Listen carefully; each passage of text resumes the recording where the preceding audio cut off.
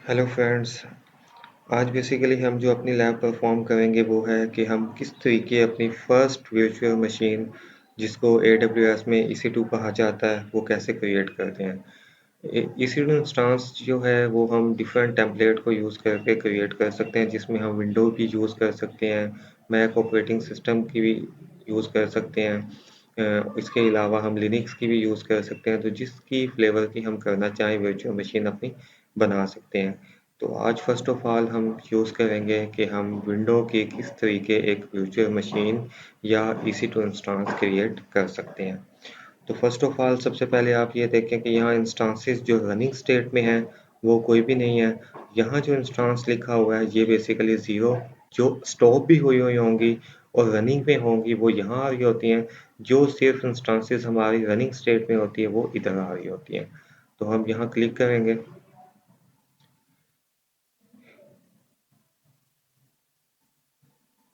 यहाँ पे बेसिकली अभी इस टाइम हमारी कोई भी इंस्टांस लॉन्च स्टेट में नहीं है। आप यहाँ भी क्लिक करके लॉन्च कर सकते हैं, आप यहाँ पर भी क्लिक करके लॉन्च कर सकते हैं। यहाँ हम आप अपनी इंस्टांस को नेम देंगे।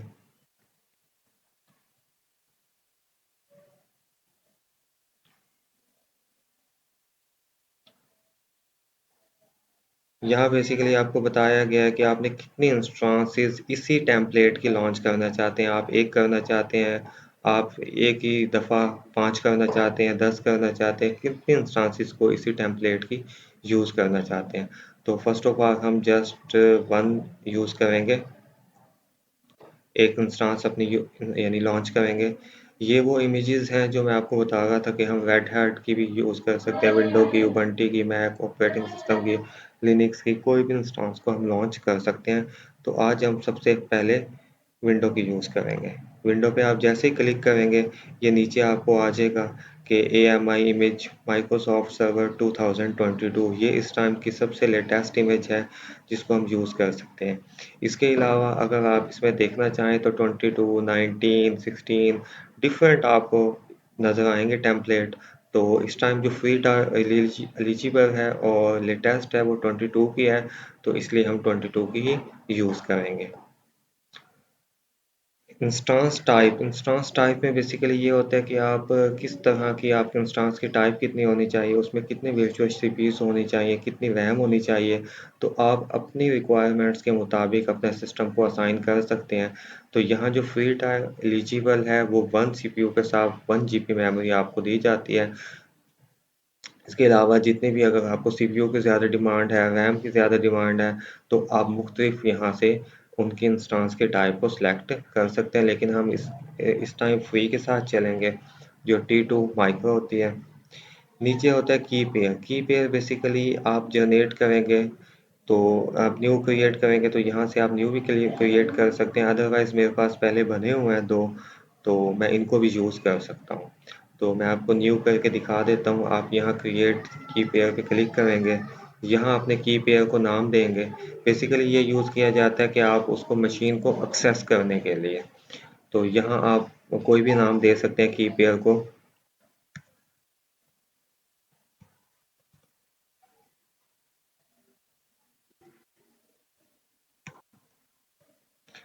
फर्स्ट की पेयर विंडो, ये मैंने इसको नेम दे दिया। यहाँ से आप क्रिएट कर देंगे।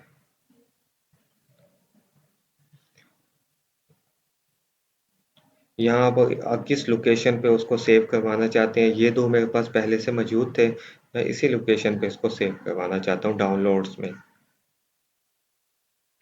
ये मेरे पास डाउनलोडिंग स्टेट में आ गया, डाउनलोड के फोल्डर में विंडो के सेव हो गया। अदरवाइज अगर आपके पास पहले से कोई बना हुआ है तो आप यहाँ से उसको सिलेक्ट भी कर सकते हैं। जैसे मेरे पास ये दो पहले से बने हुए थे लेकिन अब मैंने न्यू बनाया है, तो मैं उनको एग्जिस्टिंग जो है मैं उनको भी यूज़ कर सकता था। ये नेटवर्क सेटिंग जो है ये बेसिकली हम टॉपिक देखेंगे आने वाले लेक्चर्स में वीपीसी में। तो कि कौन सा हमने नेटवर्क में अंदर क्या वीपीसीज बनाना है, उसके अंदर कितने सबनेट्स बनाने हैं और उनके अंदर किस सबनेट्स में कौन से इंस्टांसेस को लॉन्च करना है। तो ये फर्दर टॉपिक्स हैं कुछ जो आने वाले लेक्चर्स में हम डिस्कस करेंगे। यहाँ देखें ये सिक्योरिटी ग्रुप फायरवॉल और सिक्योरिटी ग्रुप आ रहा है। तो यहाँ पे अगर आप न्यू क्रिएट करना चाहते हैं तो आप इसके ऊपर चेक करेंगे। अदरवाइज अगर आपके पास कोई सिक्योरिटी ग्रुप पहले से बना हुआ है तो आप इसके ऊपर एग्जिस्टिंग के ऊपर क्लिक करेंगे। तो क्योंकि मैंने पहले से सिक्योरिटी ग्रुप बनाया हुआ है पिछले लेक्चर्स में, तो मैं जस्ट यहाँ पे क्लिक करके ये अपने सिक्योरिटी ग्रुप जो मैंने बनाया हुआ था, माई फर्स्ट सिक्योरिटी ग्रुप, इसके साथ आगे मूव करूँगा। यहाँ पे आप अपने यानी स्टोरेज को कॉन्फ़िगर कर सकते हैं कि आपको कितने जीबी की स्टोरेज चाहिए, कौन सी आपको चाहिए। तो यहाँ वो आ जाएगा, जनरल पर्पस चाहिए, एसएसडी जनरल पर्पस, जीपी 2 चाहिए, 3 चाहिए, और कितनी उसका साइज़ कितना होना चाहिए, 30 जीबी। बेसिकली जो 30 जीबी है ये इस टाइम फ्री है। Free time eligible customer can get up to 30 GB EBS general purpose SSD. तो ये बेसिकली फ्री टाइम एलिजिबल होता है। अगर आप इसकी चेंज करेंगे, रूट वॉल्यूम्स इनके चेंज करेंगे, इनका साइज चेंज करेंगे, तो आपको बिल यानी पे करना होगा। तो हम इसको बाय डिफ़ॉल्ट जो है उसी के साथ जाएंगे। यहाँ इसकी कुछ एडवांस सेटिंग्स होती हैं, लेकिन अभी हम उसकी एडवांस सेटिंग को डिस्कस नहीं करेंगे। ये टोटल जितनी भी इसकी एडवांस सेटिंग्स हैं हम इसको फर्दर अभी डिस्कस नहीं करेंगे, आने वाले लेक्चर्स में करेंगे। यहाँ एक चीज़ जो है वो ये होती है यूज़र डाटा। ये बहुत इंपॉर्टेंट चीज़ होती है।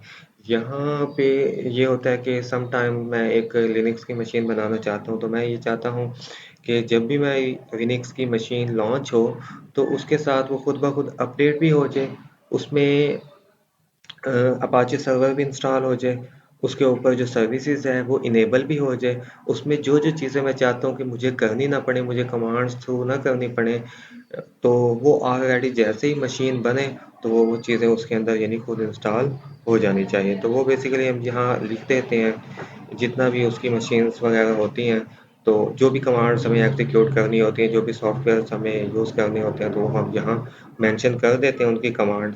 तो जैसे ही हमारी कोई मशीन का वो टेम्पलेट रेडी होगा तो बाय डिफ़ॉल्ट उसके अंदर वो सॉफ्टवेयर खुद ब खुद इंस्टॉल हो जाते हैं।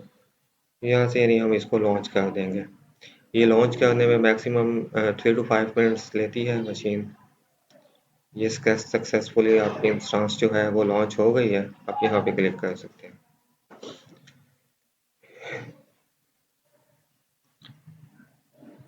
ये बेसिकली आपका यानी नेम हो जाता है, ये इंस्टेंस की आईडी हो जाती है। इसकी जो फिलहाल स्टेट आ रही है वो बेसिकली पेंडिंग है।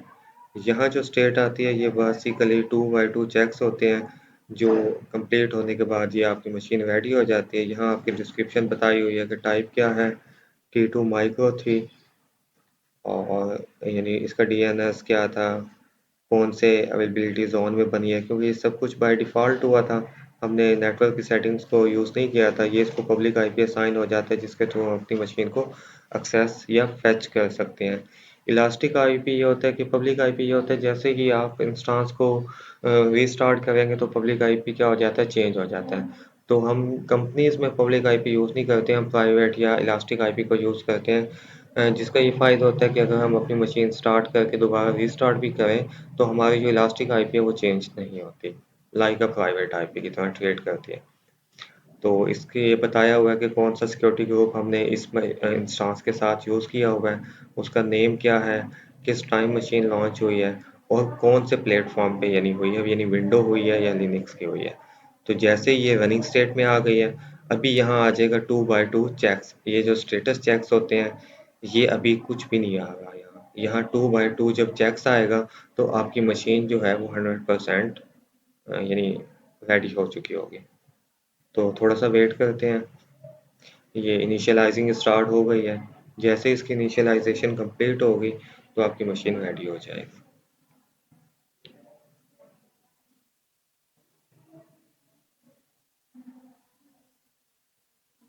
यहाँ से आप अपनी मशीन को यानी रिफ्रेश वगैरह भी कर सकते हैं, रीलोड कर सकते हैं लाइक।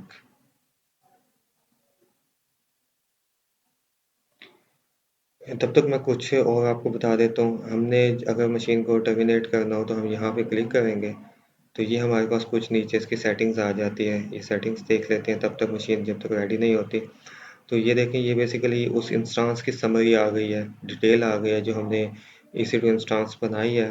तो टोटल उसकी डिटेल आ गई है कि उसकी आईडी क्या है, उसकी पब्लिक आईपी क्या है, प्राइवेट उसको क्या यानी आईपी एड्रेस मिला है, डीएनएस क्या है, होस्ट नेम क्या है, तो ये सारा कौन से वीपीसी में बनी है, कौन से सबटाइम्स में बनी है, तो ये कौन सी यानी मशीन को एएमआई को यूज़ करके बनाई गई है।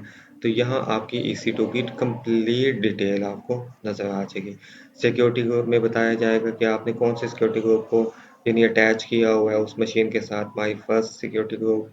इसी तरीके नेटवर्किंग की सेटिंग बताएगा, स्टोरेज में बताएगा कि कितनी स्टोरेज मिली है, स्टेटस चेक बताएगा जो इनिशियलाइजिंग हो रहा है। ये देखें, सिस्टम स्टेटस चेक्स और इंस्टांस स्टेटस चेक, ये दोनों इनिशियलाइजिंग हो रही है। अगर इनमें से कोई एक भी फेल हो जाता है तो आपकी मशीन रेडी नहीं होगी।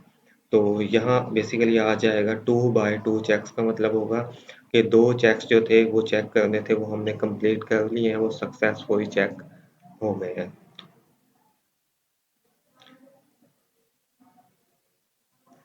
यहाँ बेसिकली आप अपनी मशीन को कनेक्ट कर लेंगे, जब वो रेडी हो जाएगी यहाँ उसकी स्टेट आपको बताएगा कि वो स्टॉप करनी है आपने मशीन, रिबूट करनी है या टर्मिनेट करनी है। रिबूट करनी है तो आपकी मशीन रिस्टार्ट हो जाएगी, स्टॉप करनी है तो आपकी मशीन स्टॉप हो जाएगी।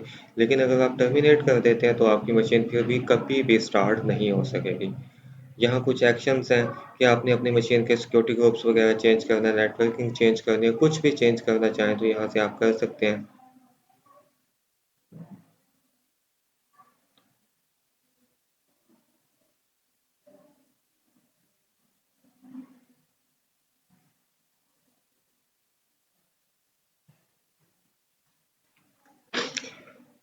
जैसे ही हमारी मशीन रेडी होती है तो बेसिकली हमने विंडो इमेज को यूज़ किया था, तो मैं इसकी आरडीपी लेके आपको इसको अभी एक्सेस करके दिखाऊंगा।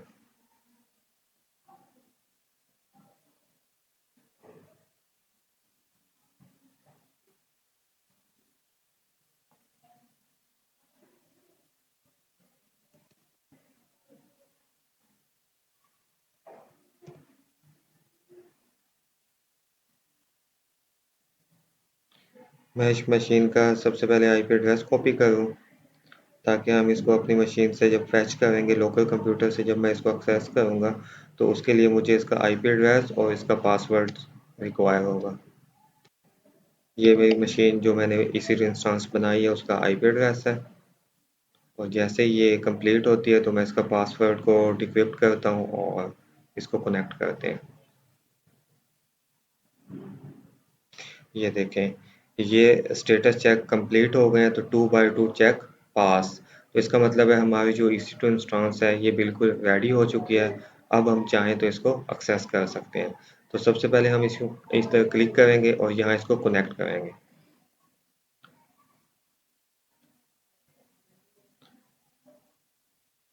क्योंकि हमने इसका आरडीपी लेना है तो यहाँ आरडीपी पे क्लिक करेंगे। इसमें दो ऑप्शन है, या तो आप रिमोट डेस्कटॉप फाइल आप डाउनलोड कर लें, तो फिर ये होगा कि हम डायरेक्ट उस शॉर्टकट फाइल पे क्लिक करेंगे तो जस्ट हमें पासवर्ड इंटर करना पड़ेगा और हमारी मशीन रेडी हो जाएगी। मैं इसको डाउनलोड कर लेता हूँ। तो ये मेरा डाउनलोड हो चुका है। इसके अलावा यहाँ से अब इसका जो यूज़र नेम है वो एडमिनिस्ट्रेटर है। गेट पासवर्ड पे हम क्लिक करेंगे इसके पासवर्ड को डिक्रिप्ट करने के लिए। यहाँ हम वो अपना की पेयर को अपलोड करेंगे जो हमने बनाया था फर्स्ट की पेयर विंडो। तो यहाँ से वो हम उसको अपलोड करेंगे, उस की पेयर को। डाउनलोड्स में था ये विंडोज़ फर्स्ट की पेयर, मैं यहाँ से इसको सिलेक्ट करूँगा। ये मैं अपलोड कर दिया। अपलोड करने के बाद मैं इसको पासवर्ड को क्या करूँगा, डिक्रिप्ट पासवर्ड करूँगा। तो ये मेरा पासवर्ड जो है वो डिक्रिप्ट होके आ गया है। मैं यहाँ से इस पासवर्ड को कॉपी करूँगा। आप पूरे को सिलेक्ट कर रहे हैं या आप यहाँ साइड पे जो बॉक्स बना हुआ है इस पे ऊपर क्लिक करेंगे तो आपका पासवर्ड क्या हो जाएगा, कॉपी हो जाएगा। मैं इसको नोटपैड पे पेस्ट कर देता हूँ। अब आपकी मशीन जो है ये रेडी हो चुकी है, इसका पासवर्ड भी डिक्रिप्ट हो चुका है। अब या तो आप अपने सिस्टम से आरडीपी ले लें, यहाँ क्लिक कर रहे हैं आरडीपी पे, ठीक है। या अगर आपने ये नहीं करना तो यहाँ आप अपने उस मशीन का आईपी एड्रेस पेस्ट कर दें जो आपने नोटपैड पे कॉपी करके रखा हुआ है।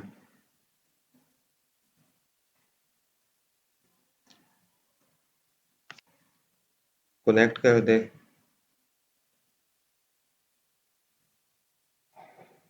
यहाँ वो आपसे यूज़र नेम और पासवर्ड मांगेगा। यूज़र नेम जो था वो एडमिनिस्ट्रेटर था। पासवर्ड जो है, जो आपने कॉपी किया हुआ है, वो पासवर्ड कर सकते हैं।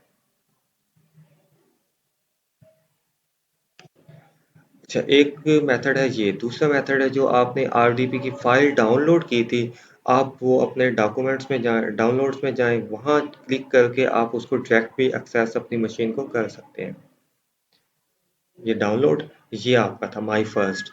आप इस आरडीपी के ऊपर क्लिक करेंगे तो यहाँ जस्ट आपको आईपी एड्रेस नहीं पेस्ट करना पड़ता, जस्ट आप यहाँ पासवर्ड इंटर करेंगे और आप अपनी मशीन को एक्सेस कर सकते हैं। तो मैं यहाँ इसको ओके करूँगा, यस करेंगे।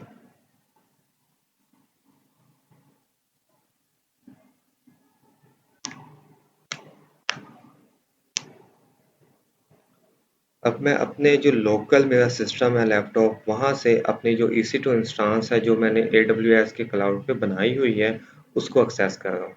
ये चीज़ के, ये मेरी मशीन जो मैंने बनाई थी EC2 इंस्टांस, ये मुझे एक्सेस हो चुकी है अपनी लोकल मशीन से।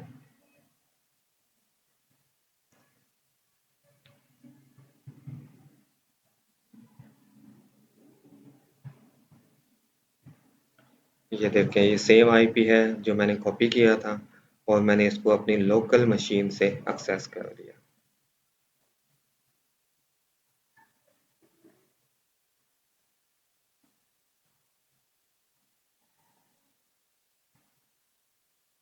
ये देखें जी, हमारी मशीन रेडी हो चुकी है बिल्कुल।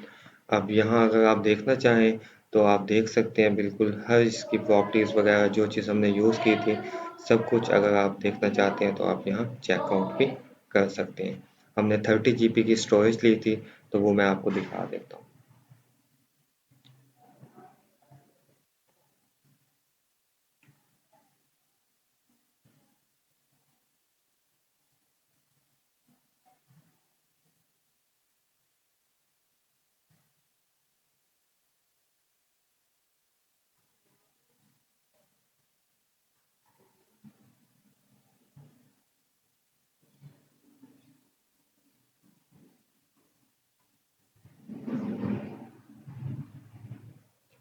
इस टाइम मैं अपनी EC2 इंस्टांस की मशीन पे हूँ। ये साइड पे आप देख लें कि आपको होस्ट नेम क्या आ रहा है, इंस्टांस की आईडी क्या आ रही है, प्राइवेट आईपी, पब्लिक आईपी, जो आपने इंस्टांस का टाइप लिया था T2 माइक्रो, किस जोन में बनाई गई है, कौन सा प्रोसेसर यूज़ हुआ गया है। तो टोटल हर चीज़ की आपको नेटवर्क से लेकर ईच एंड एवरीथिंग की डिटेल आपके राइट साइड पे कॉर्नर में आपको शो हो रही है।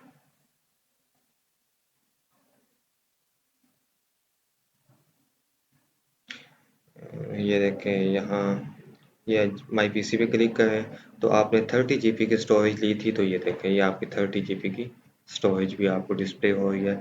ये सेम टू सेम आपकी एक EC2 इंस्टांस क्रिएट हो गई है जो आपने यूज़ की थी।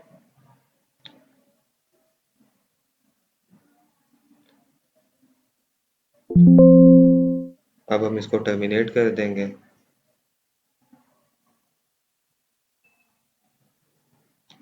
अब इसको हम डिलीट कैसे करेंगे, क्योंकि अगर हमारी ये मशीन चलती रही तो कुछ टाइम तो हमारा फ्री होता है, अदरवाइज़ हमें बिल भी पे करना पड़ेगा। अगर हमने आपने जस्ट लैब की प्रैक्टिस करनी होती है तो आप अपनी जस्ट मशीन को यानी करके अपनी लैब की प्रैक्टिस करने के बाद इसको फ़ौरन से डिलीट कर दें। अदरवाइज़ इसको आप स्टॉप कर दें। अगर आपने इसको फर्दर यूज़ करना है तो आप इसके ऊपर क्लिक करके इंस्टांस स्टेट इसको स्टॉप कर सकते हैं। अगर आपने अपनी लैब परफॉर्म कर लिया, आपको इसकी नेक्स्ट कोई ज़रूरत नहीं है, तो आप इसको टर्मिनेट कर दें। तो क्योंकि मुझे ये नहीं चाहिए तो मैं इसको टर्मिनेट कर देता हूँ। सक्सेसफुल टर्मिनेटिंग, मेरी मशीन सक्सेसफुल टर्मिनेट हो गई है। ये first of all shutting down हो रही है। उसके बाद जैसे ये शटिंग डाउन हो जाएगी तो साथ इसका आ जाएगा टर्मिनेटेड।